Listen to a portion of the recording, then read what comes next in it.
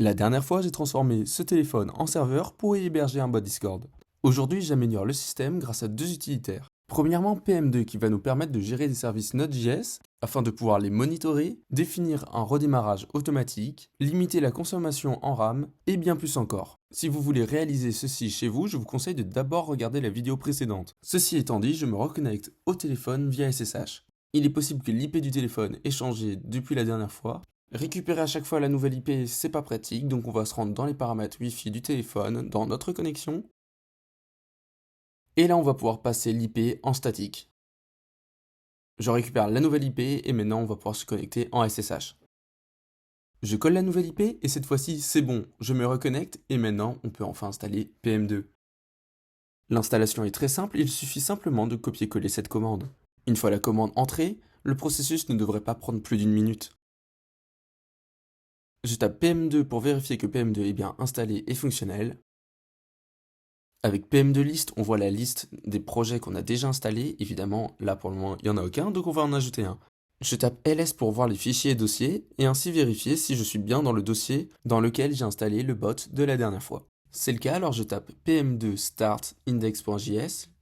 J'ajoute l'option name pour définir un nom à mon projet. Le projet est bien démarré, maintenant j'utilise pm2 log pour vérifier les logs du projet. On voit donc que le bot a bien démarré. On fait CTRL-C pour quitter les logs et maintenant je vous invite à voir la documentation. Le lien est dans la description. Sur cette page, on voit notamment que PM2 est capable de démarrer des fichiers SH, du Python et même du binaire. Vous pouvez voir comment gérer les ports des programmes, la consommation de la RAM, mais moi ce qui va m'intéresser pour le moment, c'est l'option Startup. Celle-ci permet de démarrer PM2 et tous vos projets au démarrage de votre machine. Mais dans notre cas, ce sera au démarrage de Termux. On copie la commande et on retourne sur le terminal. Je lance la commande et là, gros problème. Étant donné que nous ne sommes pas sur un vrai serveur, PM2 n'arrive pas à trouver l'init du système et ne peut donc pas lancer le startup.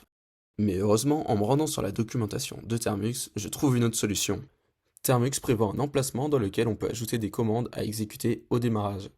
Pour cela, on va devoir installer Termux boot. Donc on se rend sur le navigateur, on recherche Termux boot APK,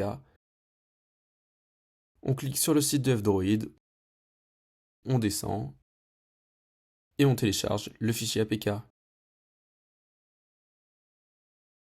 On installe et on autorise l'installation depuis cette source.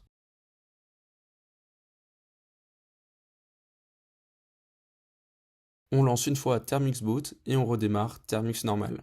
On crée le fichier boot dans Termux. La commande est en description. J'ajoute donc SSHD pour que le SSH s'active au démarrage. Et j'ajoute également PM2 Resurrect pour réanimer tous les projets à chaque démarrage. Il faudra par contre ajouter PM2 Save à chaque fois que vous ajoutez ou retirez un projet. On passe maintenant au deuxième utilitaire qui s'appelle Screen.